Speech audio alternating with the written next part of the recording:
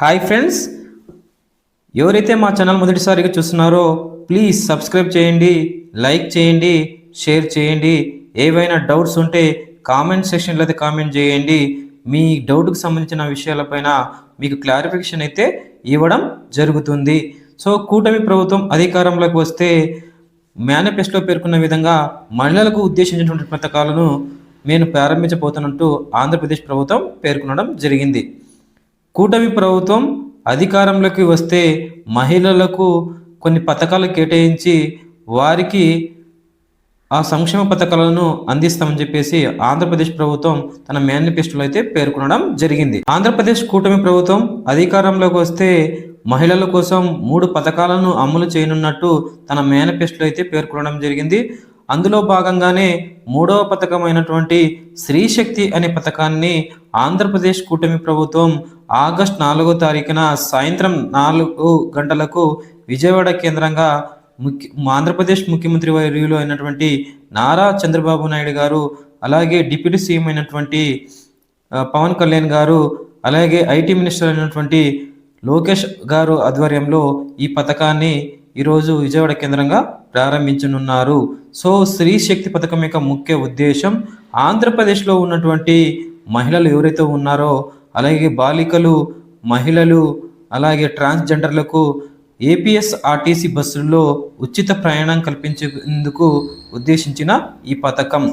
దానికి ఎవరు అర్హులు అంటే ఆంధ్రప్రదేశ్లో పౌరులుగా ఉన్నటువంటి మహిళలు, అలాగే బాలికలు, అలాగే ట్రాన్స్జెండర్లు, వీరు 3 కేటగిరీకి చెందినటువంటి ఎవరైతే వారు ఉన్నారో వీరు మాత్రమే ఏపీఎస్ఆర్టీసీలోని పల్లె వెలుగు, అల్ట్రా పల్లె వెలుగు, ఎక్స్ప్రెస్, అలాగే మెట్రో ఎక్స్ప్రెస్ వంటి బస్సుల్లో ఫ్రీ టికెట్ ఫేర్ ఎవరైతే పొందుతారో ఆ పొందిన వారు మాత్రమే ఉచితంగా ఆంధ్రప్రదేశ్లోని ఏ ప్రాంతానికైనా వెళ్ళినా కూడా ఫ్రీగానే ప్రయాణించవచ్చు.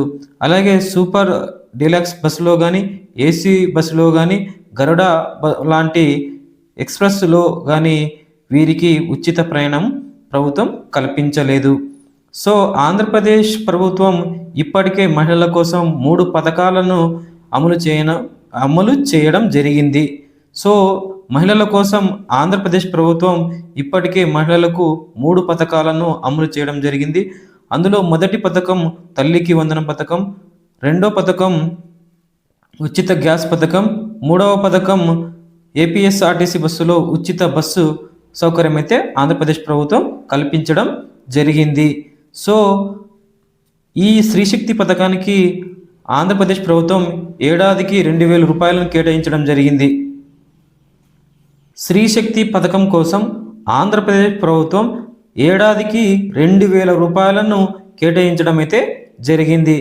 ఇలా 5 సంవత్సరాలలో స్త్రీశక్తి పథకం కోసం ఆంధ్రప్రదేశ్ ప్రభుత్వం 10,000 కోట్ల రూపాయలను ఖర్చు చేయనుండడం గమనార్హం.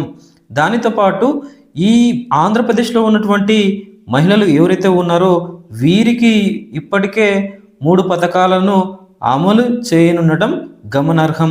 మొదటి పథకం తల్లికి వందనం, రెండో పథకం ఉచిత గ్యాస్ పథకం, మూడో పథకం ఫ్రీ బస్ పథకం. ఈ 3 పథకాలను ఈ మహిళల కోసం తన మేనిఫెస్టోలో అయితే పేర్కొనడం జరిగింది ఆంధ్రప్రదేశ్ కూటమి ప్రభుత్వం.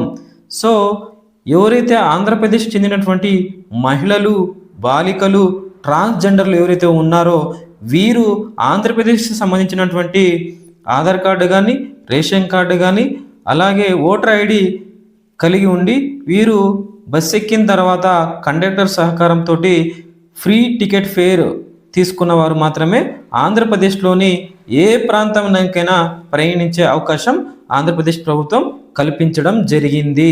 కాబట్టి మీరు ఫ్రీ టికెట్ అయితే పొందాల్సి ఉంటుంది. కనుక మీరు ఖచ్చితంగా గవర్నమెంట్ ఆథరైజ్డ్ ప్రూఫ్ అయినటువంటి Aadhaar card, ration card, voter ID, pan card వంటివి తీసుకెళ్ళి మీరు ఉచితంగా బస్సులు అయితే ప్రయాణించవచ్చు. So thank you so much. Please Ramesh updates Telugu channel subscribe చేయండి, లైక్ చేయండి, షేర్ చేయండి. మీ బంధువులకు, మీ ఫ్రెండ్స్కి, అక్క చెల్లెమ్మలకు ఈ వీడియో అయితే షేర్ చేయండి. Thank you so much.